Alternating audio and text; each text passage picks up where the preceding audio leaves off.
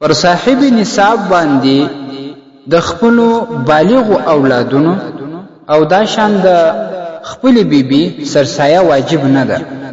نو دغه بالغ اولاد او یا میرمن که خپل صاحب د نصاب وي نو بیا به خپل سرسایه یا صدقه الفطر خپل ادا کوي، او که صاحب نصاب نه وي نو پر دوی باندې بیخي سرسایه واجب نه ده.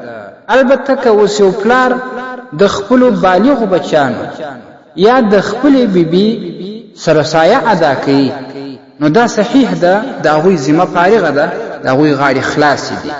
او دلته یوه شبهه بعضې خلک بیانوي، هغه دا وایي چې که یو څوک د خپل بالغ اولاد یا میرمنې سرسایه ادا کوي اجازه به ورنه اخلي.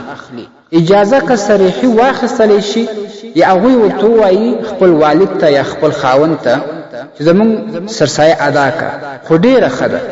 خو که صراحتا او واضحه اجازه وانخیستلی شي د هغوی د طرفه سرسایه ادا کولی شي نو غاړې خلاصیږي، بیا هم صحیح ده. خامخا اجازت اخیستل هغه هم صراحتا اجازت دا ضروري نه ده.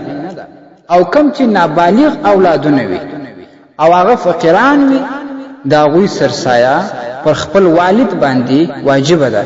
ځکه فقهای کرام لیکي ويخرج عن اولاده الصغار واذا كانوا فقراء، والد با پلار با د خپلو نابالغو فقیرانو بچانو سرسایه وباسي، ځکه چې د دوی نفقه پر د خپل پلار باندې لازمه ده.